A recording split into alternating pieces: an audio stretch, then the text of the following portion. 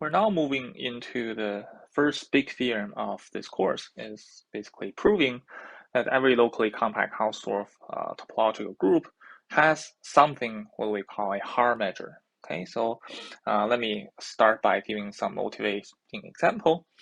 So let's just first recall that the Borel measure is called radon. If the following happens, so first of all, it's going to be finite on the compacts. So for every k compact, the mu of k is going to be finite. And then it satisfies these two regularity conditions. So first of all, you can approximate the measure of an open set from the compact set from inside. So this is often called the inner regularity. So mu of u, you take the supremum of all those mu of k, where k is a subset, a compact subset of the open set, and it should give you the measure of u back.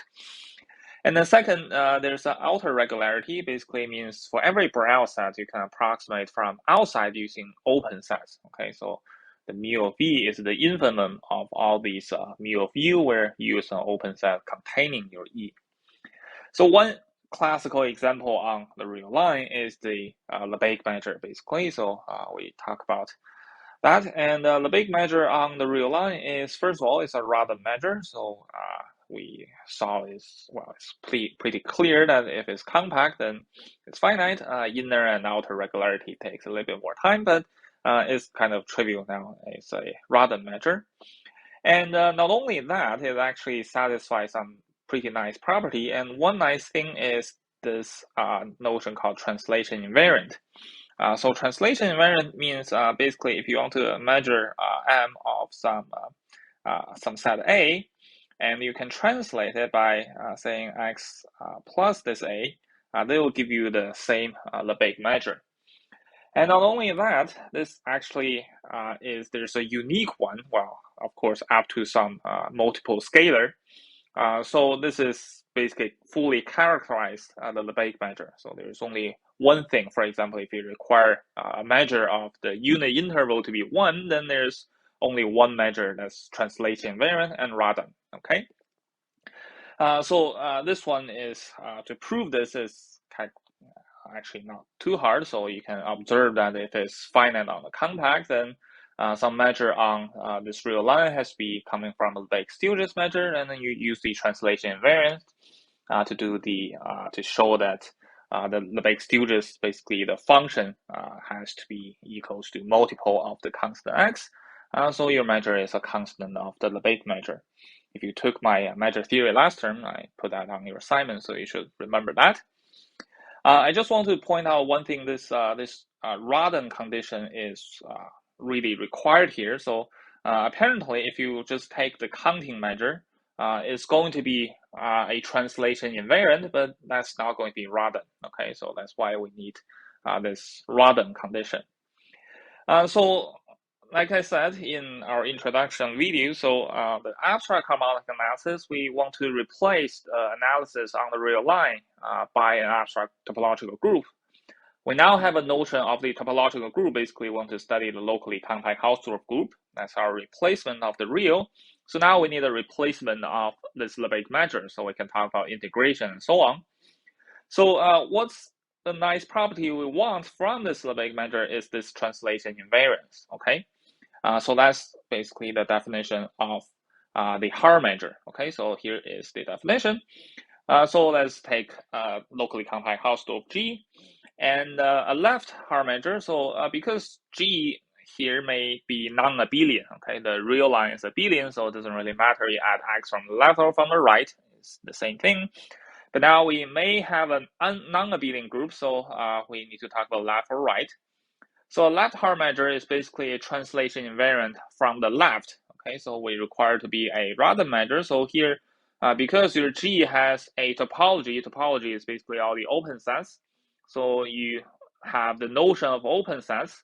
And once you have the open sets, you took a sigma algebra generated by those open sets as your Borel sigma algebra. So you can talk about Borel measures.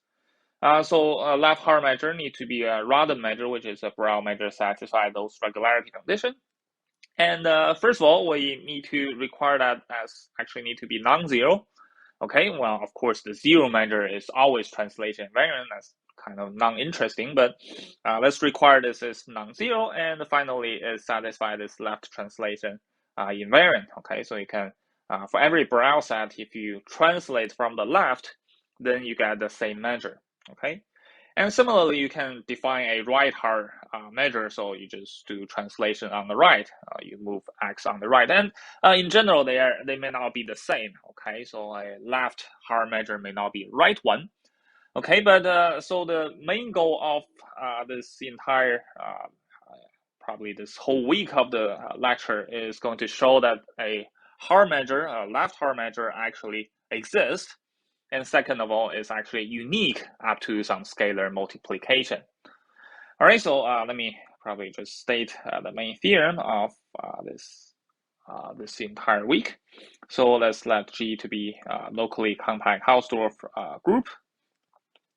Then there exists a unique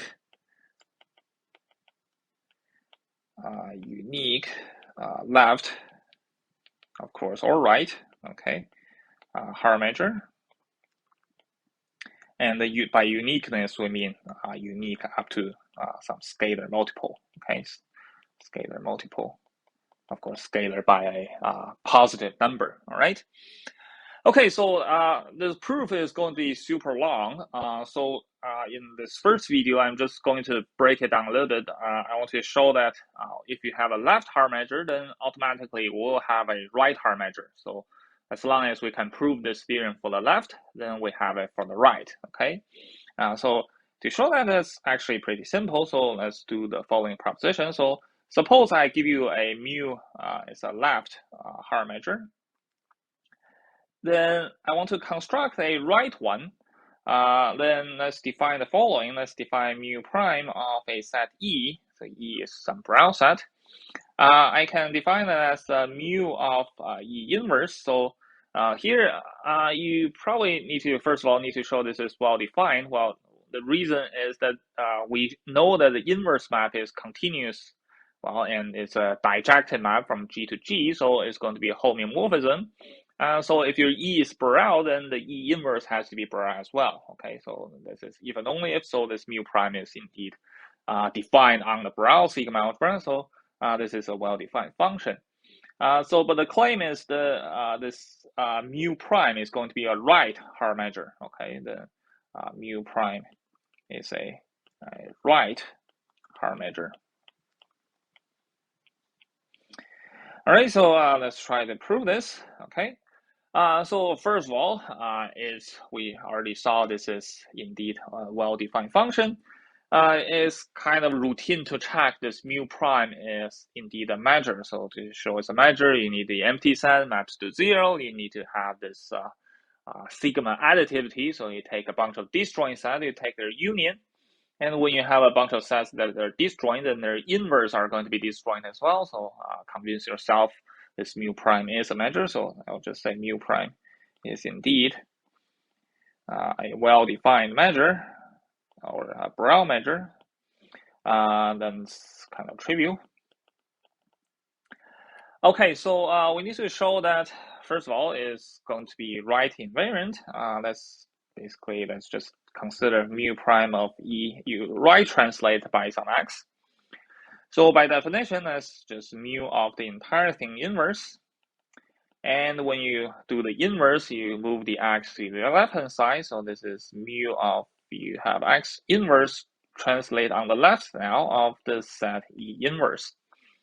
And apply the left translation for this measure mu. You have this is mu of E prime, E inverse. And mu of E inverse is just mu prime of E. Okay, so it's right invariance. Okay, and finally, if you want to see is Radon, okay, so to see it's a Radon measure is kind of easy. Just want to say that because the inverse map from G to G is a homeomorphism, then if you have some compact, then so compact set K is only if its inverse is also compact, and the set U is open if and only if its inverse U inverse is open. Okay, so basically it preserves the open and compact, and you just follow the definition of the Radon measure, and you can clearly see this is going to be a random measure. Okay, so let's finish the proof. So basically, we don't need to worry too much about left or right. As long as I can find a left hard measure, then I can always find a right one, and you can basically do the same thing. You can convert a right one to the left. Okay. All right. So now I want to briefly outline the proof of the existence and the uniqueness. So there are actually two ways to prove it, and one way, if you follow Follow's book, there's a really nice theorem. So let me just do a brief recall. So if you consider phi, if you have some map that takes a, let's say, from a compactly supported function on G to the real, if it's a positive linear functional, so positive linear functional, positive basically means if your function is non-negative, then phi of this function is non-negative. Okay, so if you have such a positive linear functional, then there actually exists a random measure. It's actually unique. So let's say random measure mu. So your phi of this linear functional is given by integral. So integrate f d mu. Okay, so this is called the Rees representation theorem. So this is a so if you follow Follow's textbook, then he followed this kind of approach, try to construct a positive linear functional on the compactly supported continuous functions, and then you do a bunch of things and use this representation, you get a random measure, and you prove that's actually your hard measure. Okay, so that's kind of the classical way of proving that. I think Hugh and Ross also use this method, but I'm going to go through a slightly different one. Okay, so I'm actually going to do a more direct construction, and it's a more measure theoretic one. So I'm going to deviate a little bit from Follow's book. Okay,